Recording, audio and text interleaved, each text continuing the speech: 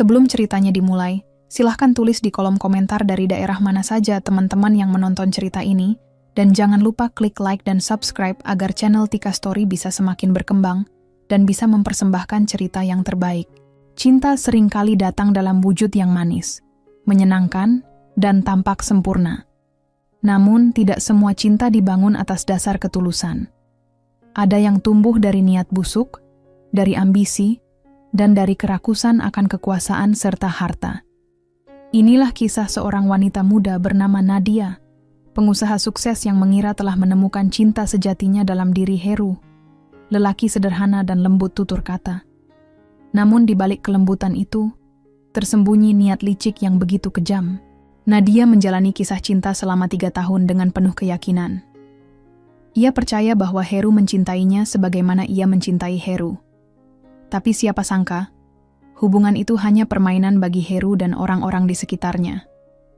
Nadia terlalu tulus untuk mencurigai bahwa dirinya hanya dijadikan alat oleh orang yang pura-pura mencintainya. Namun, semesta tidak membiarkan kejahatan menang begitu saja. Beberapa hari menjelang pernikahan, kebenaran mulai membuka jalannya.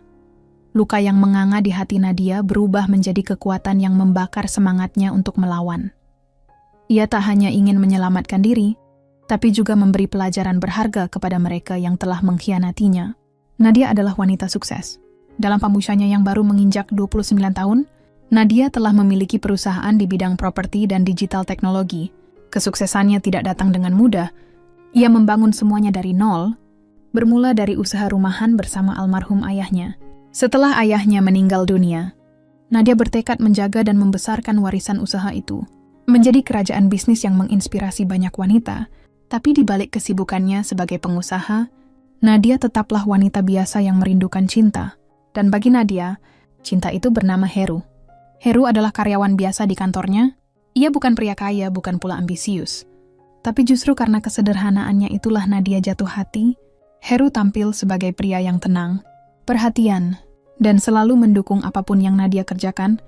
Mereka bertemu secara tidak sengaja di sebuah seminar kewirausahaan. Heru tidak tahu siapa Nadia saat itu. Dan itulah yang membuat Nadia merasa nyaman. Perlahan mereka dekat, dan hubungan mereka berjalan selama 3 tahun. Namun yang Nadia tidak tahu, semua tentang Heru adalah topeng.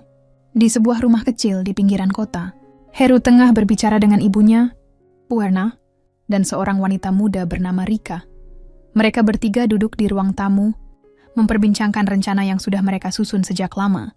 "Sebulan lagi, kamu akan jadi suami dari orang paling kaya yang pernah kamu kenal," kata Bu Erna dengan nada puas. Menyesap teh manis yang sudah mulai dingin, Heru mengangguk sambil tersenyum sinis. "Dan setelah itu perlahan-lahan, aku akan masuk ke sistem bisnisnya, menguasai keuangannya. Aku sudah pelajari bagaimana dia mengelola aset-asetnya. Yang penting kamu jangan terlalu cepat menunjukkan niatmu." "Her, wanita kaya itu peka kalau merasa dimanfaatkan," kata Rika, menyelipkan tangannya ke lengan Heru mesra. "Aku nggak keberatan kamu nikah sama dia. Asal kamu tahu siapa yang sebenarnya kamu cintai." Heru memeluk Rika sambil berbisik, "Kamu satu-satunya yang aku sayang." "Rik, Nadia itu cuma jalan. Setelah semuanya aman, kita bisa hidup senang." Sementara itu, Nadia di rumahnya menyiapkan undangan pernikahan. Ia menuliskan nama Heru dengan penuh cinta, berharap ini akan menjadi pernikahan yang bahagia, seperti yang ia impikan sejak kecil. Ia tak tahu bahwa orang yang akan ia nikahi tengah berpelukan dengan wanita lain, sambil menyusun rencana menguasai hidupnya. Satu malam, saat Heru pulang terlambat dari lembur kerja, Nadia tidak curiga sedikit pun. Ia menyambut Heru dengan pelukan hangat dan senyuman lelah. "Aku masak makanan kesukaan kamu. Aku tahu kamu pasti capek." Heru mencium keningnya dengan lembut. "Maaf ya, aku pulang terlambat. Kerjaan kantor lagi banyak banget." Nadia tersenyum dan mengangguk. "Nggak apa-apa. Yang penting kamu sehat." Dalam hati Heru tertawa. Betapa mudahnya menipu perempuan itu. Namun semesta mulai menabur tanda. Suatu malam, ketika Nadia sedang membereskan dokumen lamaran kerja yang masuk ke email perusahaan, ia melihat satu nama mencurigakan, Rika Permata. Foto Rika begitu familiar. Bukan dari lingkaran profesional, melainkan dari postingan Instagram Heru, yang sempat ia lihat sekilas beberapa waktu lalu. Foto itu sangat samar. Heru mengunggahnya hanya beberapa jam lalu menghapusnya cepat. Tapi Nadia punya kebiasaan menyimpan foto-foto yang mencurigakan, Entah kenapa, instingnya mulai terusik. Siapa Rika sebenarnya? Batin Nadia mulai resah. Malam itu, untuk pertama kalinya setelah 3 tahun, Nadia merasa ragu pada Heru. Dan rasa ragu itu semakin membesar ketika ia mendapati Heru menyembunyikan satu ponsel lain di dalam laci mobilnya saat mereka pergi membeli undangan. Hati Nadia gelisah, tapi ia bukan perempuan yang gegabah. Ia memutuskan diam, mengamati, dan berpikir, kalau aku salah, aku akan lega. Tapi kalau benar, aku harus tahu seberapa jauh mereka sudah merencanakan semuanya, gumamnya. Malam itu Nadia membuka laptopnya. Ia mengetik pelan kata kunci. Jasa penyelidikan pribadi terpercaya. Hujan turun deras malam itu, namun suara tetesannya tak sebanding dengan gemuruh di hati Nadia. Ia masih duduk di depan laptopnya, menatap layar penuh daftar kontak agen penyelidik pribadi. Tangan Nadia sempat ragu untuk menekan tombol panggilan, namun rasa ragu itu segera ditelan oleh dorongan kuat untuk tahu kebenaran. Ia tidak bisa menikahi seseorang yang menyimpan rahasia. Terlebih, firasatnya sudah terlalu keras berteriak. Ia menghubungi sebuah agensi bernama Vision Intel, yang memiliki reputasi baik dalam investigasi pribadi. Suaranya bergetar saat berbicara dengan petugas di seberang telepon, tapi ia berusaha tenang. Saya ingin tahu apakah seseorang benar-benar tulus mencintai saya, atau hanya mempermainkan saya, kata Nadia pelan.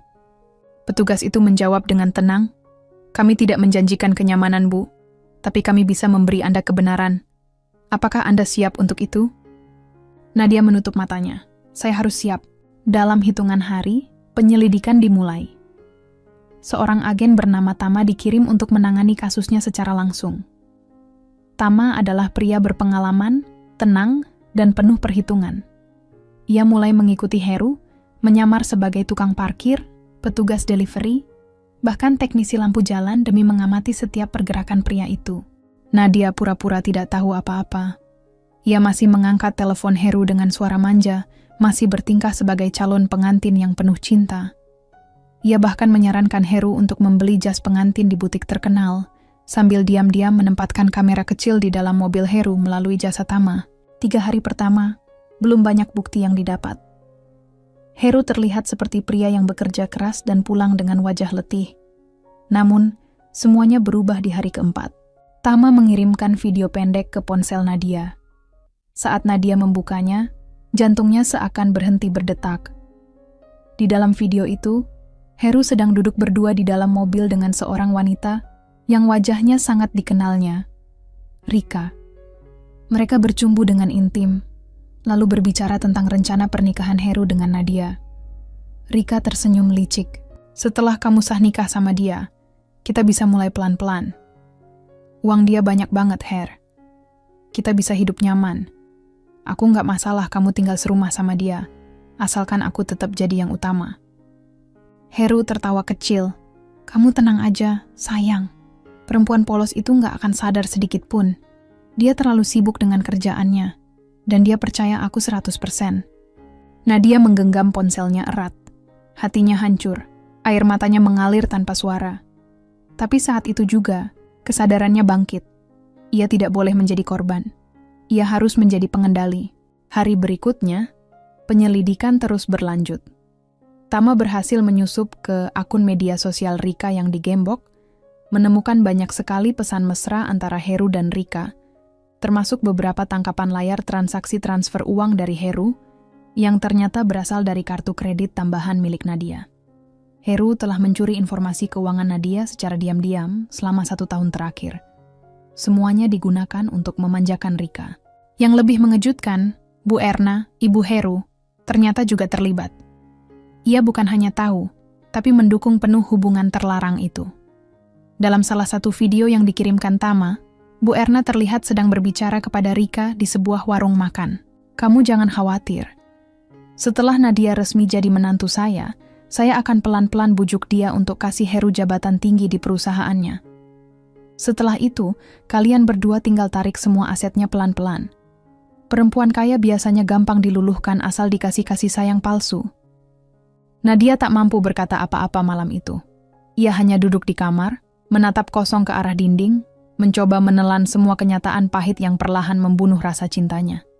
Tapi di balik luka yang menganga, Ada bara yang mulai menyala. Ia tersenyum getir. Kalian pikir aku bodoh dan akan menyerah? Tidak. Kalian semua akan aku buat malu. Di hari yang kalian kira akan menjadi hari kemenangan kalian. Nadia mulai menyusun rencana. Pertama, ia menyimpan semua bukti dalam satu drive rahasia, lengkap dengan kronologi dan cuplikan video serta rekaman suara. Kedua, ia menghubungi tim IT perusahaannya secara diam-diam dan meminta mereka untuk mencari tahu apakah Heru pernah mengakses atau membobol data finansial miliknya. Dan benar saja, salah satu laptop milik Heru terhubung dengan data pribadi Nadia melalui jaringan Wi-Fi rumah mereka. Ia sudah mengambil alih akses keuangan Nadia secara diam-diam. Ketiga, Nadia menghubungi manajer perusahaan tempat Heru bekerja. Dengan sopan, ia menyampaikan bahwa ia memiliki alasan kuat untuk mengajukan laporan etik dan pencemaran nama baik perusahaan. Manajer yang terkejut langsung meminta waktu untuk bertemu dan mendengar semua bukti. Setelah melihat videonya, mereka berjanji akan menindak tegas Heru. Semua sudah siap. Semua sudah terpetakan dengan rapi. Dan kini tinggal menunggu satu momen besar, hari pernikahan. Hari yang tidak akan pernah mereka lupakan. Seminggu menjelang hari pernikahan, seluruh penjuru hidup Nadia dipenuhi oleh bunga, gaun, undangan, dan senyum palsu. Semua orang memuji betapa serasinya pasangan Nadia dan Heru. Media sosialnya dibanjiri ucapan selamat dan doa. Tapi hanya Nadia yang tahu bahwa setiap ucapan itu adalah belati kecil yang menyayat perlahan. Sebab ia tahu, pelaminan ini sedang dibangun di atas kebohongan. Namun Nadia tidak menunjukkan apapun. Ia tetap hadir di fitting gaun pengantin, tetap menghadiri pertemuan dengan WO dan catering, dan tetap tersenyum manis ketika Heru memeluknya dari belakang sambil berbisik, "Aku nggak sabar sehidup semati sama kamu." Dalam hati Nadia ingin tertawa. Sehidup semati, Heru bahkan tak sanggup setia 3 tahun penuh. 1 minggu menjelang pernikahan, Nadia kembali bertemu dengan Tama. Mereka bertemu di sebuah ruang kerja yang dikunci khusus. Nadia menerima flash disk dari Tama, berisi dokumentasi lengkap hasil penyelidikan. "Apa kamu yakin ingin membongkarnya di hari H?" tanya Tama dengan suara berat. Nadia mengangguk mantap. "Aku ingin seluruh keluarga mereka tahu siapa mereka sebenarnya. Aku ingin semua orang tahu bahwa aku tidak sebodoh yang mereka kira." Tama mengangguk. "Kami akan bantu menyiapkan teknisnya. Tayangan akan kami putar persis sebelum ijab kabul dimulai. Kami sudah berkoordinasi dengan tim AVI yang akan pura-pura mengalami gangguan teknis. Setelah itu, kamu tinggal masuk dan bicara. Mereka tidak akan siap." Nadia menatap layar laptop di depannya.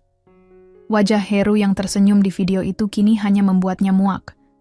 Di satu sisi, hatinya masih menyisakan luka. Ia tidak bisa menyangkal bahwa ia pernah benar-benar mencintai pria itu. Tapi cinta yang tulus tak pantas diberikan kepada seorang pembohong. 4 hari sebelum hari pernikahan, Bu Erna datang ke rumah Nadia membawa seserahan awal. Nadia menyambutnya seperti biasa, sopan dan penuh senyum. "Bu, capek ya bawa semua ini?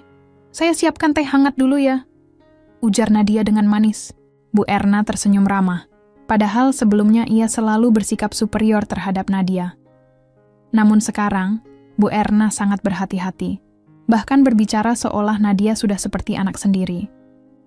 Ia ingin memastikan skenario keji mereka berjalan mulus. "Begini ya rasanya punya anak perempuan sendiri, Nat," kata Bu Erna sambil memeluk Nadia. "Ibu senang kamu akan jadi bagian dari keluarga kami." Nadia hanya membalas pelukan itu dengan senyum penuh sandiwara. Dalam hatinya ia berkata, "Sebentar lagi semua topengmu akan kurobek satu persatu." 2 hari sebelum hari pernikahan, Nadia sengaja menelepon Heru malam-malam. Ia ingin memastikan bahwa pria itu tetap merasa aman. "Her, aku nggak sabar deh. Aku nervous banget. Kamu gimana?" tanya Nadia dengan nada penuh kasih. Heru tertawa pelan. "Tenang aja, sayang. Semuanya akan sempurna. Kita akan jadi pasangan paling bahagia seumur hidup. Aku percaya kamu," ucap Nadia lirih, walau dalam hati ia mencatat betapa lancarnya pria itu berbohong. Setelah menutup telepon, Nadia memandangi cermin di depan ranjangnya. Tatapan matanya tajam, tegas, dan tidak lagi ragu. Besok semuanya selesai. 1 hari sebelum hari pernikahan, Nadia menghubungi semua tim AVI dan manajer gedung. Dengan menyamar sebagai panitia tambahan yang ditugaskan Nadia, tim dari Vision Intel berhasil menyisipkan peralatan mereka ke ruang kontrol tanpa mencurigakan siapapun. Sementara itu, Nadia juga menyiapkan surat pengunduran diri Heru dari perusahaan tempatnya bekerja yang sudah disiapkan oleh HRD setelah menerima laporan Nadia. Surat itu akan diserahkan tepat setelah pesta pernikahan batal. Bukan hanya itu, Nadia diam-diam menyebarkan undangan digital kepada beberapa media lokal dengan menyamar sebagai tim PR Nadia dan mengatakan bahwa akan ada momen istimewa di pernikahan sang pengusaha muda sukses. Ia ingin semua mata menyaksikan pembongkaran ini, dan malam sebelum hari H, Nadia menatap langit dari balkon kamarnya. Angin berhembus pelan, membawa aroma wangi bunga melati yang mulai dipasang oleh para dekorator.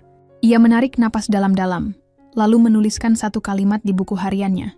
Aku akan menjemput fajar baru esok hari, bukan sebagai pengantin, tapi sebagai perempuan yang memilih untuk tidak dibodohi cinta palsu. Keesokan harinya, hari yang ditunggu-tunggu tiba, dan pelaminan itu bukan lagi tempat pengikatan janji suci, melainkan panggung keadilan. Pagi itu, langit tampak cerah tanpa sedikit pun awan kelabu. Matahari menyinari halaman hotel mewah tempat resepsi akan digelar, seakan ikut bersiap menyaksikan drama yang akan tercipta. Gedung sudah dipenuhi tamu dengan pakaian elegan. Bunga-bunga putih menghiasi setiap sudut, meja-meja bundar berbalut linen terbaik, dan musik klasik mengalun lembut di antara gemuruh suara manusia. Semua orang menantikan pasangan bahagia naik ke pelaminan, tapi yang akan terjadi hari itu bukanlah kisah cinta indah, melainkan pengadilan terbuka. Nadia berdiri di ruang ganti pengantin, mengenakan gaun putih elegan dengan kerudung panjang menjuntai hingga ke lantai. Di balik wajah cantiknya yang dipoles riasan lembut, ada tatapan tajam dan hati yang membara. Beberapa asisten membantunya memperbaiki kerudung, tapi pikirannya tidak sepenuhnya ada di sana. Tak jauh dari ruangan itu, Heru sedang berdiri dengan gagah mengenakan jas formal. Senyumnya tak pernah lepas dari bibir. Ia yakin, hanya hitungan jam lagi, hidupnya akan berubah. Dari karyawan biasa, menjadi menantu pengusaha sukses. Impiannya tentang rumah mewah, mobil mahal, dan kehidupan mewah terasa semakin dekat. Ibu udah duduk di deretan depan ya, Her? Ucap seorang panitia. Sebentar lagi acara dimulai. Heru mengangguk penuh percaya diri. Ia bahkan tak sadar bahwa hari itu adalah akhir dari segalanya. Tamu-tamu mulai duduk. MC sudah berdiri di atas panggung, menyapa hadirin dengan antusias. Musik berubah menjadi lebih sakral, tanda bahwa momen suci akan segera dimulai. Bapak dan Ibu sekalian, mari kita sambut calon pengantin wanita kita, Nadia Rahma. Tepuk tangan riuh terdengar. Nadia berjalan anggun ke panggung, melangkah pasti di tengah tatapan penuh haru dan kagum. Ia menyapa beberapa tamu yang berdiri di sepanjang karpet merah, tersenyum meski dadanya penuh gejolak. Heru menatapnya dengan penuh nafsu akan masa depan. Tapi Nadia tidak membalas tatapannya. Ia hanya menatap lurus ke depan, ke layar besar yang telah disiapkan oleh tim AVI. MC mulai bersiap mengarahkan ke momen ijab kabul, ketika tiba-tiba layar utama di belakang panggung berkedip. Suara feedback terdengar. Lalu layar menjadi gelap, seolah ada gangguan. Tamu-tamu mulai berbisik. MC mencoba menenangkan. Mohon maaf, sepertinya ada sedikit masalah teknis. Lalu, tayangan dimulai ya. Sebuah video diam-diam berjudul Kebenaran di Balik Pertunangan Nadia dan Heru. Video pertama menampilkan percakapan Heru dengan kekasih gelapnya di sebuah kafe. Ia tampak tertawa sambil berkata, "Sabar, sayang. Begitu aku menikah sama Nadia, kita punya akses ke semua yang dia punya." Disusul dengan adegan Heru dan ibunya, Bu Erna, yang tengah membicarakan strategi untuk meyakinkan Nadia agar segera menikah. Yang penting kamu sabar, Her. Perempuan kaya begitu biasanya gampang percaya. Tamu-tamu mulai gempar. Beberapa menutup mulutnya, yang lain melirik tajam ke arah Heru dan ibunya. Video terus berlanjut. Adegan Heru mencium kekasihnya, dan rekaman audio mereka berdiskusi tentang harta yang akan dibagi setelah resmi menikah. MC terdiam. Tidak ada musik, tidak ada suara. Dan ketika tayangan selesai, lampu sorot kembali ke pelaminan. Nadia melangkah maju ke mikrofon. Ia menatap seluruh tamu, lalu memandang keluarga Heru, Bu Erna, dan Heru sendiri yang kini wajahnya sudah pucat pasi. "Bapak, Ibu, teman-teman yang saya hormati," ucap Nadia lantang. Hari ini, bukan hari pernikahan saya. Hari ini adalah hari di mana saya melepaskan diri dari kebohongan, dari niat jahat, dan dari orang-orang yang mencoba menghancurkan saya demi keserakahan. Heru melangkah maju, wajahnya panik. Nadia, dengar, aku bisa jelaskan semuanya. Itu cuman... Diam, Heru. Suara Nadia tegas dan menusuk. Saya tidak butuh penjelasan dari seorang pembohong. Yang saya butuhkan hanyalah keadilan. Dan saya telah mendapatkannya. Ia menoleh ke arah tamu undangan. Dengan ini, saya membatalkan pernikahan saya. Saya tidak akan menikahi seseorang yang hanya mencintai harta saya dan bukan saya. Tamu-tamu bergemuruh. Kamera dari media lokal yang hadir mulai mengambil gambar. Sebuah skandal besar baru saja terungkap, langsung dari panggung pelaminan. Namun belum selesai. Nadia memberikan isyarat kecil ke asistennya. Seorang pria berpakaian formal naik ke atas panggung, menyerahkan sebuah map kepada Heru. Heru Putra, surat pengunduran dirimu telah diterima dan efektif mulai hari ini. Semua akses kerjamu telah dicabut dan perusahaan kami telah mengirim memo kepada seluruh rekanan agar tidak menerima orang sepertimu. Heru tercekat. Wajahnya kini merah, lalu putih, lalu abu-abu. Ibunya, Bu Erna, menahan napas dan mencoba bangkit berdiri, tapi kakinya bergetar. Tak lama kemudian, seorang wanita muda berdiri dari kursi tamu. Semua mata tertuju padanya. Ia adalah kekasih gelap Heru, yang ternyata juga hadir diam-diam. Namun saat itu, semua orang tahu, tak ada tempat baginya untuk bersembunyi. Tamu-tamu mulai mencibir. Keluarga tak tahu malu. Sungguh memalukan. Mereka hanya mau hartanya. Nadia tak tinggal lama. Ia membalikkan badan, berjalan meninggalkan pelaminan itu tanpa melihat ke belakang sedikit pun. Para stafnya mengiringinya keluar dengan sigap. Ia keluar bukan sebagai pengantin, tetapi sebagai pemenang. Setelah kepergian Nadia dari gedung pernikahan, suasana berubah kacau. Tamu undangan mulai meninggalkan tempat satu persatu, sebagian besar dengan cibiran dan kekecewaan. Beberapa bahkan mengabadikan detik-detik memalukan itu dan mengunggahnya ke media sosial. Dalam hitungan jam, nama Heru Putra menjadi trending topik, bukan karena pernikahannya, tetapi karena skandalnya. Heru duduk lunglai di panggung pelaminan yang kini kosong. Gaun pengantin tak lagi bersanding dengan jas hitamnya. Ibunya, Bu Erna, berdiri di sampingnya dengan wajah tegang dan tubuh gemetar. Kekasih gelap, Heru, Siska, yang tadinya menyelinap sebagai tamu, kini menjadi sorotan utama para tamu. Tidak sedikit yang menunjuk-nunjuk dirinya sambil berbisik sinis. Mereka bukan cuma tak tahu malu, bisik salah satu tante dari pihak Nadia. Tapi benar-benar licik. Bayangkan, tegas seperti itu demi harta. Malam itu, berita tentang pernikahan gagal pengusaha Nadia Rahma menghiasi portal berita dan siaran TV lokal. Tapi lebih dari itu, publik mulai menghujat Heru secara terbuka. Akun media sosialnya dibanjiri komentar kasar. Tidak sedikit yang menyumpahinya. Bahkan beberapa mantan teman kerjanya ikut membongkar sifat buruk Heru di masa lalu. Ia dikenal sebagai orang yang manipulatif dan sering memanfaatkan orang lain untuk naik jabatan. Semua mulai terkuak sekarang. Keesokan harinya, Heru mencoba masuk ke kantornya. Namun begitu ia datang, satpam yang biasanya ramah kini berdiri tegak di depan pintu. Maaf Pak Heru, perintah dari atasan Bapak sudah tidak diperkenankan masuk lagi. Apa? Saya mau bicara sama Pak Arya, manajer saya. Beliau tidak bersedia menerima tamu bernama Heru Putra. Heru berdiri di sana, di tengah panasnya matahari pagi, dengan rasa malu dan amarah bercampur di dada. Semua rencana indah yang ia susun selama 3 tahun terakhir hancur seketika dalam sehari.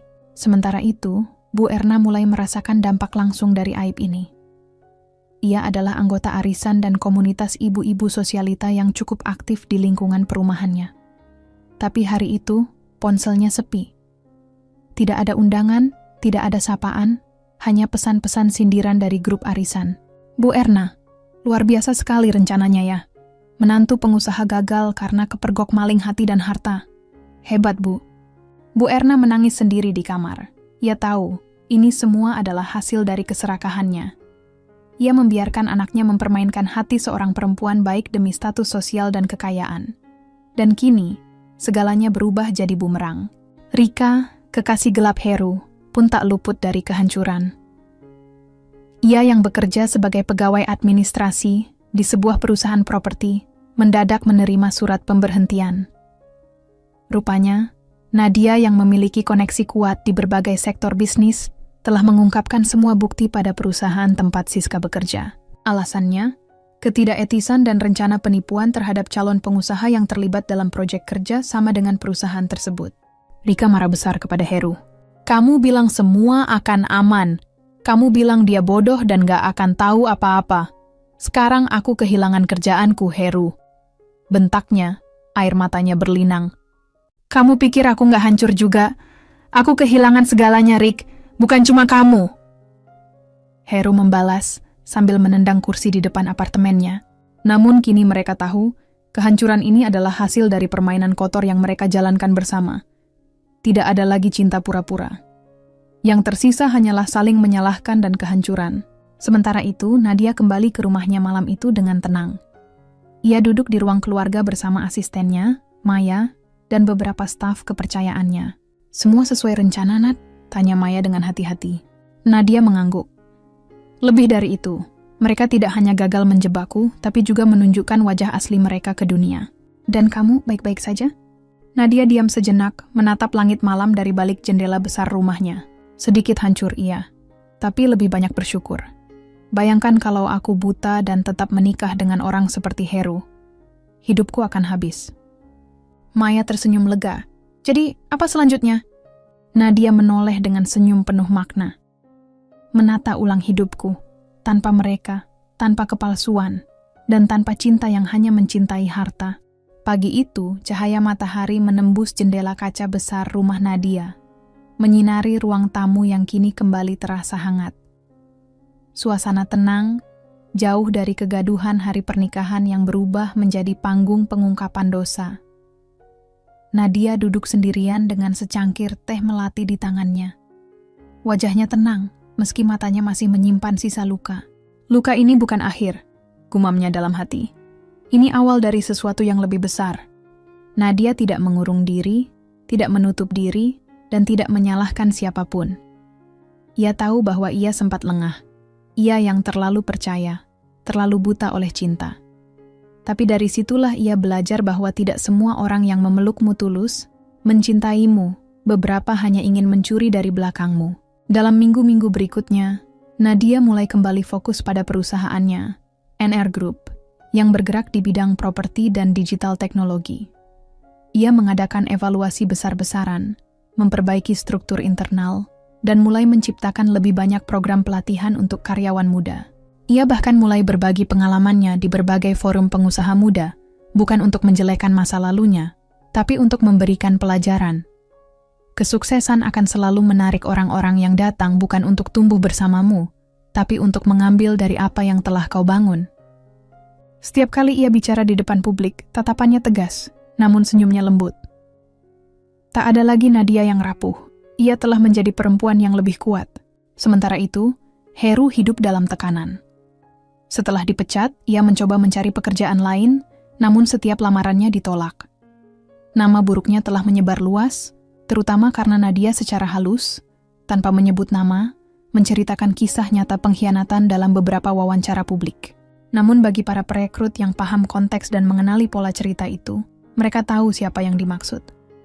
Reputasi Heru hancur tak bersisa. Ibunya, Bu Erna, kini bahkan harus pindah rumah karena tidak tahan menjadi bahan gunjingan tetangga. Ia yang dulu suka pamer bahwa anaknya akan menikahi pengusaha terkenal, kini tak berani keluar rumah. Di saat itulah Heru benar-benar merasa sendirian. Ia datang ke apartemen Rika untuk meminta bantuan. Namun Rika yang juga sedang dalam tekanan karena kehilangan pekerjaannya, malah menyambutnya dengan dingin. "Sudah cukup, Heru. Kita sama-sama hancur. Tapi aku gak mau terus tenggelam. Kalau kamu masih berharap aku bisa menolongmu setelah semua ini, kamu salah besar." Pintu apartemen ditutup di depan wajah Heru. Ia terduduk di depan pintu, menangis dalam keputusasaan. Beberapa waktu kemudian, Nadia menerima surat dari seseorang yang tidak ia duga, Heru. Surat itu ditulis tangan. Isinya panjang, berisi permintaan maaf, pengakuan kesalahan, dan permohonan agar diberi kesempatan memperbaiki hidupnya. Namun Nadia hanya membaca surat itu sekali. Ia tidak membalas. Ia tidak menyebarkannya. Ia hanya memasukkan surat itu ke dalam laci mejanya dan berkata lirih, "Pengampunan memang penting, tapi bukan berarti kau harus kembali membuka pintu untuk orang yang pernah membakar rumahmu."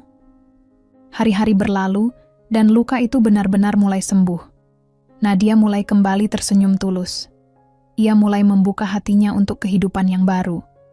Bukan untuk cinta, bukan untuk pengganti Heru, tapi untuk dirinya sendiri. Untuk bahagia tanpa harus bergantung pada siapapun. Ia menyumbangkan sebagian kekayaannya untuk membuka pelatihan kewirausahaan bagi para perempuan muda, khususnya mereka yang pernah mengalami manipulasi dalam hubungan. Ia tahu, kisahnya tidak unik. Banyak perempuan lain yang mungkin mengalami hal serupa, dan ia ingin menjadi cahaya bagi mereka. Di atas panggung seminar yang dipenuhi peserta perempuan, Nadia berkata, "Luka tidak membuat kita lemah. Luka menguatkan kita. Pengkhianatan tidak harus membuat kita pahit. Ia bisa menjadi bahan bakar untuk menjadi lebih tajam, lebih cerdas, dan lebih tegar." Dan dengan tepuk tangan meriah, Nadia melangkah turun dari panggung, mengenakan setelan elegan berwarna putih gading, melambangkan kedamaian yang kini ia miliki. Suatu sore di kantor pusat NR Group, Nadia sedang menyelesaikan berkas-berkas perjanjian kerja sama dengan salah satu investor asing. Sekretarisnya, Dina, tiba-tiba masuk ke ruangannya dengan ekspresi sedikit gugup. "Maaf, Mbak Nadia, ada tamu di lobi yang ingin bertemu langsung. Katanya ini penting dan menyangkut masa lalu, Mbak Nadia." Nadia mendongak dengan dahi mengernyit. "Siapa namanya?" "Namanya Dimas, Mbak." Nama itu terdengar samar di telinganya, namun begitu akrab. Untuk sesaat, Nadia terdiam. Beberapa detik kemudian, ia berdiri. "Suruh dia tunggu di lounge tamu. Saya akan menemuinya." Begitu memasuki lounge yang tenang dan mewah, matanya langsung tertumbuk pada sosok laki-laki bertubuh tegap, berpenampilan rapi, dengan sorot mata yang dulu pernah membuat hatinya tenang. "Dimas?" tanya Nadia setengah ragu. Pria itu berdiri dan tersenyum kecil. "Hai Nat, lama nggak ketemu ya?" Dimas adalah cinta pertama Nadia semasa kuliah. Mereka pernah menjalin hubungan yang sangat dalam, namun harus berakhir karena perbedaan prinsip waktu itu. Setelah putus, mereka terpisah dan tak pernah lagi bertukar kabar. Kini, Dimas bekerja di luar negeri sebagai konsultan manajemen bisnis dan sedang berada di Indonesia untuk proyek jangka pendek. Mereka berbincang cukup lama di lounge. Dimas tak banyak bertanya soal Heru atau kisah kelam itu, tetapi jelas dari sorot matanya bahwa ia tahu. Ia pun menyampaikan simpati dengan cara yang sopan dan tidak mengusik luka lama. "Aku cuma ingin lihat kamu baik-baik saja. Dan ternyata kamu lebih dari itu," ucap Dimas dengan nada tulus. "Kamu luar biasa, Nat." Nadia mengangguk. "Aku butuh waktu untuk menjadi seperti ini. Tapi sekarang aku merasa sudah utuh kembali." Beberapa minggu berlalu. Pertemuan dengan Dimas ternyata bukan hanya nostalgia. Mereka mulai sering bertemu, membicarakan bisnis, berbagi cerita, bahkan mulai tertawa bersama lagi. Tak ada niat untuk menjalin hubungan asmara, setidaknya belum. Namun kehadiran Dimas memberi ketenangan yang sudah lama hilang dari hidup Nadia. Di sisi lain, Heru yang mulai mengetahui tentang kehadiran Dimas merasa terguncang. Dari informasi yang ia dapat, Dimas bukan sembarang pria. Namanya dikenal luas di dunia bisnis Asia Tenggara dan reputasinya bersih. "Jangan bilang kalau Nadia bakal balik sama mantannya itu," gerutu Heru pada ibunya. Bu Erna, yang kini hidup di rumah petak kecil di pinggir kota, hanya bisa menghela napas. Mereka tak lagi punya kekuatan apapun untuk ikut campur. "Udahlah Heru, hidup kita ini udah hancur. Mau sampai kapan kamu iri sama hidup orang?" Namun, rasa iri dan dendam Heru tak padam. Ia mulai mencoba menyebarkan isu lama tentang Nadia, berharap bisa menjatuhkan reputasinya. Sayangnya, ia lupa satu hal penting. Nadia bukan lagi perempuan yang bisa dijatuhkan hanya dengan gosip. Satu malam, saat Nadia pulang dari sebuah acara gala dinner, ia menerima pesan dari salah satu rekan bisnisnya. "Ada pihak yang menyebarkan berita buruk soal kamu. Tapi kami sudah tahu itu tidak benar. Justru kami makin salut kamu tetap berdiri meski dihancurkan." Nadia tersenyum kecil. Ia tidak akan membalas serangan dengan serangan. Tapi ia tahu, waktunya mendekat. Di halaman belakang rumahnya, Nadia duduk bersama Dimas, ditemani langit malam dan lampu taman yang redup. Dimas menatapnya dengan dalam. Aku nggak tahu kamu punya kekuatan sebesar ini, Nat. Tapi yang aku tahu, kamu selalu punya hati yang paling tulus. Nadia menoleh, dan itu hampir membuatku hancur. Tapi sekarang kamu tahu, bukan semua orang pantas menerima ketulusan itu. Dan kamu jadi lebih bijak. Hening sejenak, lalu Dimas bertanya dengan nada serius. Kalau kamu diberi kesempatan mulai dari awal, dengan orang yang menghormatimu, mendukungmu, dan benar-benar tulus, kamu mau nggak? Nadia menatap Dimas. Tatapan itu menyimpan rasa, tapi juga ketegasan. Jika orang itu datang, aku nggak akan tolak. Tapi kali ini, dia harus bisa jalan berdampingan, bukan numpang naik di kapal yang sudah aku bangun. Dimas mengangguk pelan. Sejak pembatalan pernikahan itu, Heru terperosok dalam keterpurukan yang semakin dalam. Semua perusahaan yang dulu membuka pintu untuknya kini tertutup rapat. Bahkan tempatnya bekerja dulu menganggapnya aib yang tak ingin disebut-sebut. Ibunya, Bu Erna, yang semula percaya diri dengan keangkuhannya, kini hanya bisa berjualan makanan kecil di pinggir jalan demi memenuhi kebutuhan hidup mereka sehari-hari. Namun, Heru tidak menyerah. Di dalam hatinya, dendamnya kepada Nadia semakin membara. Ia merasa dirinya dipermalukan di hadapan keluarga besar, rekan-rekan, bahkan seluruh kota. Nama Heru kini identik dengan penipu dan tukang panjat sosial. Kemanapun ia pergi, tatapan merendahkan mengikutinya. Aku akan buat dia jatuh. Aku akan buktikan kalau dia nggak sekuat yang orang-orang kira. Ucap Heru penuh dendam saat berbicara dengan Rika. Rika yang juga malu karena ikut dipermalukan di hari pernikahan itu, mengangguk cepat. Kita cuma butuh cara yang tepat. Dia manusia juga. Pasti ada celahnya. Dan disinilah mereka mulai menyusun rencana terakhir, rencana kotor dan nekat. Heru berhasil menghubungi seorang mantan karyawan NR Group yang pernah dipecat karena menyalahgunakan dana perusahaan. Namanya Darto, dan ia masih menyimpan dendam kepada Nadia. Lo mau gue bantu hancurin dia? Kata Darto sambil menyalakan rokok di kafe kecil tempat mereka bertemu. Gampang. Gue tahu sistem keamanan data NR Group kayak apa. Masih ada beberapa celah, gue bisa masuk. Heru menyeringai. Kalau bisa, retas data keuangan mereka. Bikin seolah-olah Nadia menggelapkan dana atau melakukan pencucian uang. Setelah itu, kita laporkan ke media dan kepolisian. Rika tertawa kecil. Kalau itu berhasil, reputasinya hancur. Investor bakal cabut dan dia bakal dilihat sebagai penipu. Heru merasa ini kesempatan terakhirnya. Ia tidak punya apa-apa lagi untuk dipertaruhkan, sehingga rencana gila pun terasa masuk akal. Sementara itu, di kantor NR Group, Nadia mulai merasakan kejanggalan.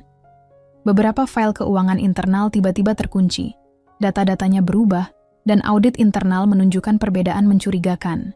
Ia langsung menghubungi divisi keamanan digital.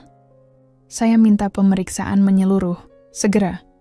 Tak butuh waktu lama, tim IT menemukan upaya peretasan dari alamat IP mencurigakan. Lebih mengejutkan lagi, IP itu ternyata terhubung dengan perangkat yang biasa digunakan oleh mantan karyawannya, Darto. Dia mencoba menjebak Anda, Bu Nadia, kata kepala IT. Tapi kami sudah menyiapkan sistem cadangan. Semua file yang asli tersimpan di server luar yang tidak terhubung ke jaringan utama. Nadia menghela napas dalam. Matanya menajam. Ia tahu siapa dalangnya. Heru, gumamnya dingin. Beberapa hari kemudian, sebuah berita mengejutkan muncul di portal-portal lokal. Nadia R. diduga terlibat pencucian uang NR Group. Meski tidak disertai bukti kuat, berita itu menyebar seperti api. Nadia tidak langsung menanggapi. Ia tetap tenang, dan di balik layar, ia menyiapkan serangan balik yang akan menjadi pukulan terakhir. Dalam waktu singkat, tim hukumnya bergerak. Mereka membawa semua bukti peretasan ke pihak berwajib. Video pertemuan Heru, Rika, dan Darto yang terekam diam-diam oleh detektif pribadi Nadia menjadi senjata pamungkas. Dalam konferensi pers yang disiarkan langsung oleh beberapa media, Nadia muncul di depan kamera dengan penuh wibawa. Saya Nadia Rahmadina, pemilik sah NR Group. Hari ini, saya ingin meluruskan fitnah yang beredar. Dan berikut ini adalah bukti bahwa saya menjadi korban dari konspirasi kotor demi menjatuhkan reputasi saya. Layar di belakangnya menampilkan video yang membuat seluruh ruangan terdiam. Suara Heru terdengar jelas saat berkata, "Kita retas aja datanya. Bikin seolah-olah dia nyolong uang perusahaan. Habis itu, kita viralkan." Wajah-wajah pelaku terpampang nyata, dan semua bukti digital yang menguatkan ditampilkan secara sistematis. Hari itu juga, Heru, Rika, dan Darto ditangkap polisi atas tuduhan pencemaran nama baik, upaya peretasan, dan pembunuhan karakter. Heru mencoba meronta saat diborgol, berteriak bahwa ia dijebak. Namun masyarakat tidak buta. Kali ini, semua tahu siapa yang berada di pihak yang benar. Di malam harinya, Nadia berdiri di balkon penthouse rumahnya.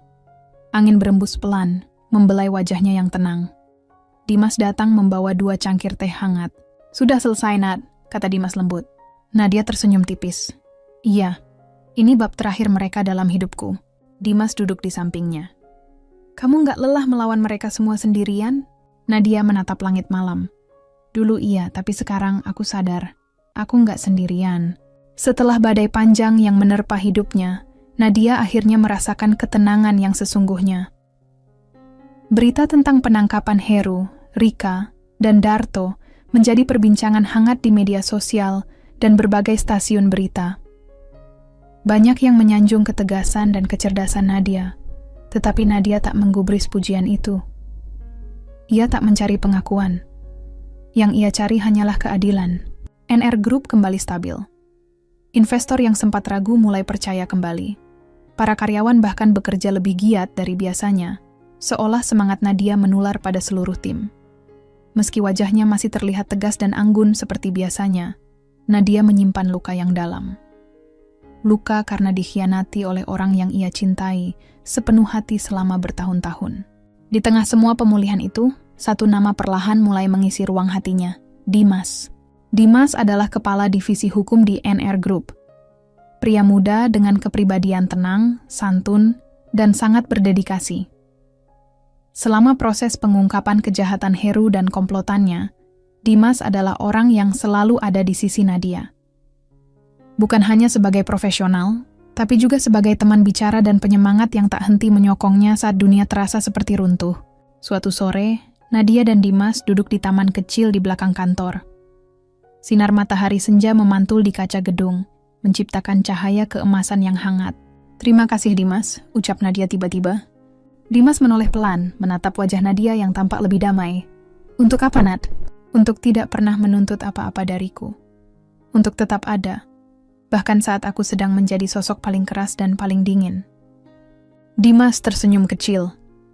"Aku ada di sini bukan untuk menuntut. Aku hanya ingin memastikan kamu tidak menghadapi semua ini sendirian." Nadia diam. Ada perasaan aneh yang mengalir dalam dirinya. Bukan seperti cinta yang membutakannya seperti dulu bersama Heru, tapi ketenangan yang mendamaikan. Ketulusan Dimas begitu berbeda, tak pernah menekan, tak pernah memaksa, waktu terus berjalan. Hubungan mereka berkembang alami, tanpa perlu kata-kata besar. Setiap pagi, Dimas datang lebih awal ke kantor hanya untuk menyiapkan kopi hangat di meja kerja Nadia. Setiap rapat berat selesai, Dimas selalu memastikan Nadia makan dan istirahat. Dan yang paling membuat Nadia terharu, Dimas tak pernah mencoba menggantikan posisi Heru. Ia hadir hanya sebagai dirinya sendiri. Di satu malam yang tenang, mereka kembali duduk bersama di balkon apartemen Nadia. Langit begitu jernih malam itu, penuh bintang. Dimas menggenggam secangkir teh hangat dan menatap Nadia yang tampak termenung. "Aku tahu kamu masih ragu membuka hati," ujar Dimas perlahan. "Dan itu tidak apa-apa. Kamu tidak harus memaksakan apapun." Nadia menoleh pelan, menatap mata Dimas yang teduh. "Aku tidak ragu membuka hati, Dimas. Aku hanya takut jatuh pada orang yang salah lagi. Kalau memang aku bukan orang yang tepat, aku tidak akan memaksamu. Tapi kalau kamu memberiku kesempatan, aku janji akan menjaga hatimu, tidak untuk dimiliki, tapi untuk dihormati." Nadia terdiam. Kalimat itu menyentuh bagian terdalam hatinya. Bukan gombalan, bukan janji manis seperti yang dulu sering Heru katakan, tapi ketulusan yang tak bisa dibeli dengan apapun. Perlahan, Nadia mengangguk. Tak ada kata-kata, hanya senyum kecil yang menggambarkan bahwa hatinya mulai membuka ruang. Beberapa bulan kemudian, NR Group membuka cabang baru di luar negeri. Nadia semakin sibuk, namun juga semakin kuat. Ia tak lagi sama seperti dulu. Ia menjadi pribadi yang lebih tangguh, lebih berhati-hati, namun juga lebih bijak dalam melihat orang. Heru dan ibunya kini benar-benar tenggelam dalam keterpurukan. Tak ada lagi yang membela mereka. Rika yang sempat mencoba menghubungi Nadia untuk meminta maaf pun tak mendapat respons. Bagi Nadia, masa lalu sudah cukup menjadi pelajaran. Ia tidak perlu menoleh ke belakang, kini hidupnya berjalan ke depan. Dan kali ini, tidak dengan seseorang yang hanya ingin hartanya, melainkan seseorang yang mencintainya apa adanya. Dan itu adalah sesuatu yang tidak pernah ia kira akan ia miliki kembali. Nadia berdiri di balkon apartemennya, menikmati angin malam yang sejuk. Kota yang gemerlap di bawahnya tidak lagi terasa asing. Ia tidak lagi merasa terasing di dunia yang penuh tipu daya dan kebohongan. Waktu memang benar-benar menyembuhkan, bahkan luka yang terasa tak terhapuskan sekalipun. Kini, ia sudah bisa melepaskan diri dari bayang-bayang masa lalu yang gelap.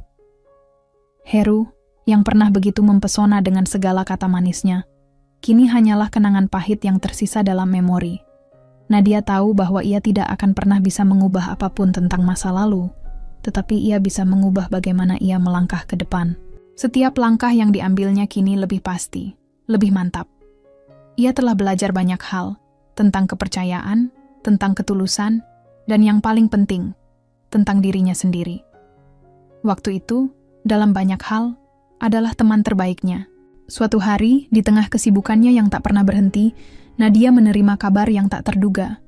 Perusahaan besar yang sejak lama menjadi kompetitor NR Group mengajukan tawaran kerjasama yang sangat menguntungkan. Namun, di balik tawaran itu, ada pihak-pihak yang berusaha memanfaatkan situasi untuk menjatuhkan Nadia.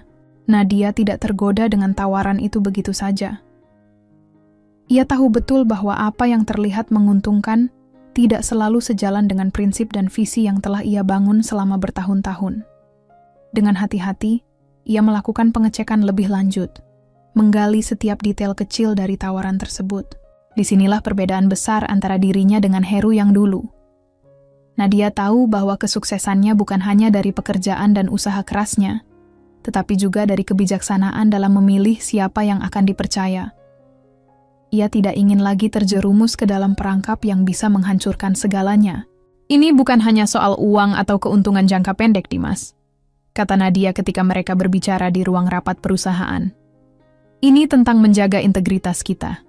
Apapun yang terjadi, NR Group harus tetap berdiri dengan nilai-nilai yang kita anut. Dimas, yang selalu ada di sampingnya, mengangguk. Aku tahu, Nad, kamu tidak perlu khawatir. Kita akan menghadapinya bersama. Hari-hari berjalan dengan cepat.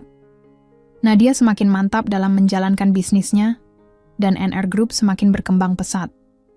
Ia tidak hanya berhasil mempertahankan keberhasilan perusahaannya, tetapi juga melanjutkan warisan ibunya yang dulu mengajarkan tentang keberanian dan keteguhan hati. Namun, di balik semua pencapaiannya, Nadia merasa ada satu hal yang masih menggantung di hatinya. Perasaan yang terus berkembang antara dirinya dan Dimas. Mereka semakin dekat, lebih dari sekadar rekan kerja. Ada kenyamanan dalam kebersamaan mereka yang tak bisa dipungkiri. Tetapi Nadia juga tahu bahwa membuka hatinya untuk seseorang setelah semua yang telah ia lewati bukanlah hal yang mudah. Suatu malam, ketika mereka sedang makan malam di sebuah restoran kecil yang tenang, Dimas memulai percakapan yang tak terduga. "Nad," ucap Dimas lembut, matanya menatap langsung ke dalam mata Nadia. "Aku tahu kamu tidak ingin terburu-buru, tapi aku ingin kamu tahu satu hal. Aku mencintaimu, bukan karena apa yang kamu miliki, tetapi karena siapa kamu. Aku ingin menghabiskan sisa hidupku bersamamu." Nadia terdiam sejenak. Kalimat itu adalah kalimat yang selama ini ia hindari. Kalimat yang membawanya kembali pada perasaan yang telah lama ia kubur. Ia merasa ada sesuatu yang kuat mengalir dalam dirinya. Bukannya ketakutan seperti yang ia rasakan dahulu, melainkan rasa kedamaian yang ia yakini sebagai tanda bahwa ini adalah jalan yang benar. "Aku juga merasa hal yang sama, Dimas," jawab Nadia akhirnya, suaranya rendah namun penuh keyakinan. "Tapi aku butuh waktu. Aku perlu memastikan ini benar-benar yang aku inginkan." Dimas tersenyum, wajahnya tampak begitu tulus. Tidak ada yang terburu-buru, Nad. Aku hanya ingin kamu tahu bahwa aku ada untukmu, apapun yang terjadi. Malam itu, meski tidak ada janji yang terucap, ada kesepakatan yang lebih dalam antara keduanya. Mereka tidak membutuhkan kata-kata untuk mengerti satu sama lain. Mereka sudah saling percaya, dan itu adalah awal dari perjalanan baru yang mereka jalani bersama. Beberapa bulan kemudian, Nadia merasakan hidupnya yang lebih lengkap. Tidak hanya di dunia bisnis, tetapi juga dalam kehidupan pribadi. Keputusan-keputusan yang ia ambil, baik itu dalam pekerjaan maupun dalam hubungan pribadi, selalu didasarkan pada kepercayaan dan ketulusan. Ia tahu bahwa dengan Dimas di sisinya, ia tidak lagi merasa kesepian atau takut akan pengkhianatan.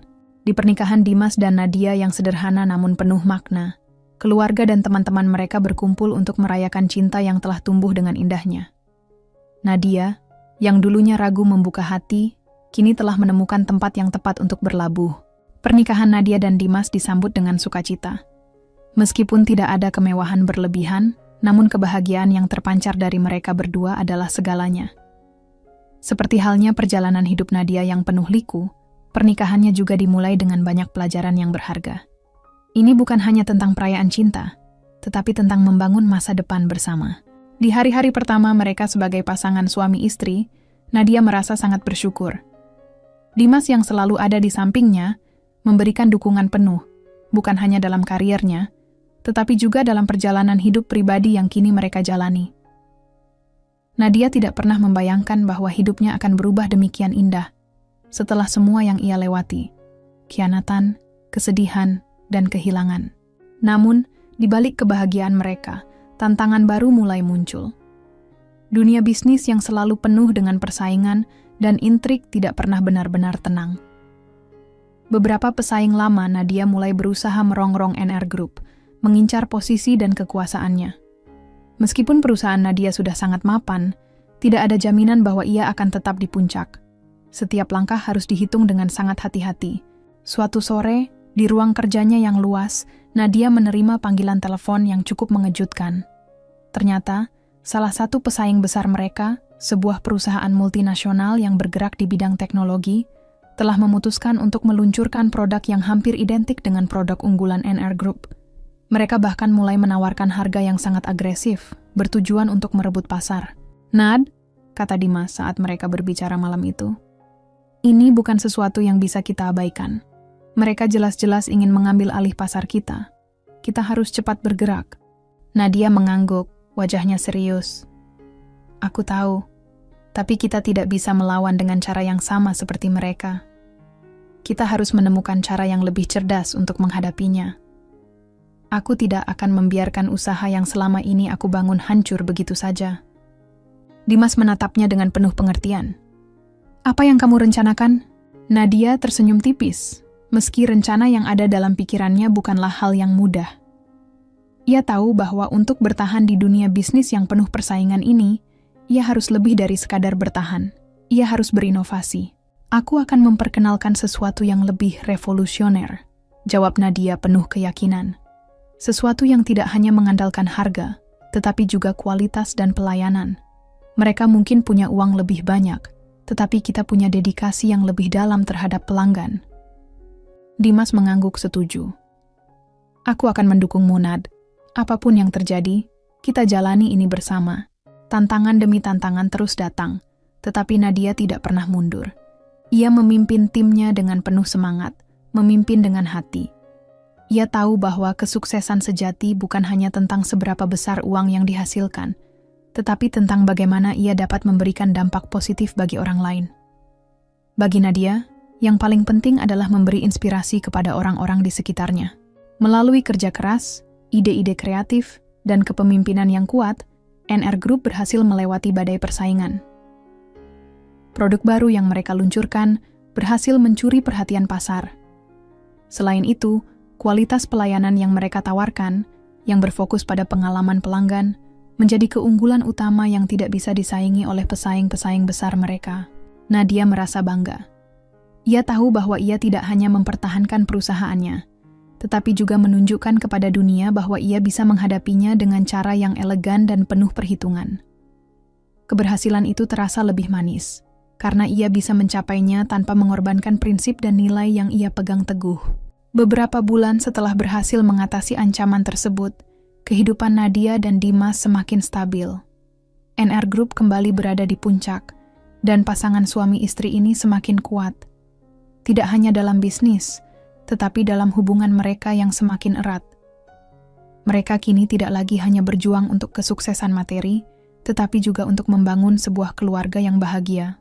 Dimas, yang awalnya hanya seorang pria biasa, kini menjadi bagian tak terpisahkan dari dunia bisnis Nadia. Meski ia memiliki latar belakang yang sederhana, ia tahu betul bagaimana menghargai setiap langkah yang telah mereka ambil bersama. Keberhasilannya bukan hanya karena kecerdasannya dalam dunia bisnis, tetapi juga karena Nadia yang telah membimbingnya untuk selalu bertumbuh dan berkembang.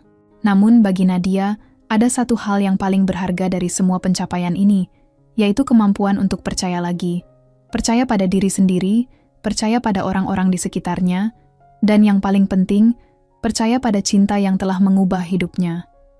Ia tahu bahwa hidup akan terus berubah, tetapi selama ia dan Dimas saling mendukung, mereka bisa melewati apapun bersama. Pada akhirnya, kebahagiaan yang ia rasakan bukanlah hasil dari suksesnya sebuah perusahaan atau banyaknya harta yang dimiliki. Kebahagiaan sejati bagi Nadia adalah ketika ia bisa berdiri tegak dengan kepala yang teguh, karena ia tahu bahwa dirinya tidak lagi diperdaya atau dikhianati oleh siapapun. Ia telah belajar banyak dari masa lalunya, dan kini ia siap menjalani masa depan dengan penuh harapan dan cinta. Waktu terus berjalan, dan kehidupan Nadia bersama Dimas semakin stabil. Mereka telah berhasil mengatasi berbagai rintangan besar dan kecil, baik dalam dunia bisnis maupun dalam kehidupan pribadi mereka. Keputusan besar yang mereka ambil bersama selalu berlandaskan pada kepercayaan satu sama lain, serta saling mendukung untuk berkembang menjadi versi terbaik dari diri mereka masing-masing. Sebuah minggu yang cerah membawa angin segar bagi mereka. NR Group, yang kini sudah semakin berkembang, baru saja mendapatkan penghargaan sebagai perusahaan dengan inovasi terbaik tahun ini. Penghargaan itu, meskipun sangat berarti bagi Nadia, lebih dari itu, ia merasa ini adalah buah dari kerja keras dan dedikasi tim yang selalu setia mendampinginya. Hari itu, setelah menerima penghargaan, Nadia dan Dimas memutuskan untuk merayakan keberhasilan ini dengan cara yang sederhana namun sangat berarti. Mereka pergi ke sebuah restoran kecil yang menghadap laut, tempat di mana mereka pertama kali duduk bersama untuk berbicara tentang impian-impian mereka. Tidak ada kemewahan, hanya ada mereka berdua yang saling berbicara tentang masa depan. "Nad," kata Dimas sambil memegang tangan Nadia, "aku bersyukur bisa berada di sini bersamamu. Aku tahu perjalanan kita tidak mudah, tapi kita sudah melewatinya, dan aku merasa sangat diberkahi." Nadia tersenyum, matanya berbinar. "Aku juga bersyukur, Dim. Kita sudah melalui banyak hal bersama, dan aku tahu kita akan selalu berjuang bersama. Tidak ada yang bisa menghalangi kita." Mereka berbincang tentang berbagai rencana untuk masa depan, bukan hanya dalam hal bisnis, tetapi juga dalam kehidupan pribadi mereka. Meskipun tantangan terus datang, mereka merasa siap untuk menapaki setiap langkah dengan lebih bijaksana. Mereka sudah belajar banyak tentang cinta, tentang kesabaran, tentang keberanian untuk tidak menyerah. Di saat-saat seperti ini, Nadia merasa bahwa ia tidak hanya berhasil dalam dunia bisnis, tetapi juga dalam kehidupan pribadi yang penuh dengan kebahagiaan. Keberhasilan yang paling besar adalah ketika ia bisa menemukan seseorang yang mencintainya tanpa syarat, yang mendukung setiap langkah yang ia ambil, dan yang selalu berada di sisinya, apapun yang terjadi. "Tentu saja," tambah Dimas, "aku tahu kita masih banyak impian yang ingin kita capai. Tapi yang paling penting, aku ingin kita selalu bahagia, Nad. Denganmu, aku merasa lengkap." Nadia mengangguk, penuh keyakinan. "Kita akan menjalani semua itu bersama, Dim. Kita akan terus berjuang, berkembang, dan meraih apa yang kita impikan. Dan yang paling penting, kita akan selalu ada satu sama lain." Hari itu, mereka pulang dengan hati yang penuh kebahagiaan. Meski hidup seringkali penuh dengan cobaan, Nadia kini tahu bahwa ia tidak sendirian. Dengan Dimas di sisinya, ia merasa bahwa tidak ada yang mustahil. mereka tidak hanya membangun sebuah perusahaan yang sukses, tetapi juga hubungan yang kokoh dan saling mendukung. Di bulan-bulan berikutnya, NR Group terus berkembang, semakin besar dan lebih inovatif. Nadia tidak hanya dikenal sebagai pengusaha sukses, tetapi juga sebagai pemimpin yang peduli pada tim dan komunitasnya. Dia membuat perubahan yang nyata, memanfaatkan kekuasaannya untuk membantu banyak orang, dan memberi inspirasi bagi generasi muda yang ingin meniti karier di dunia bisnis. Sementara itu, Dimas yang semakin terlibat dalam dunia bisnis bersama Nadia juga mengalami perkembangan yang luar biasa.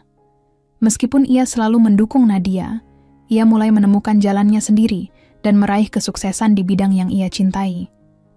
Mereka berdua menjadi pasangan yang saling melengkapi, bekerja keras untuk mencapai tujuan mereka, tetapi juga selalu menjaga keseimbangan antara pekerjaan dan kehidupan pribadi.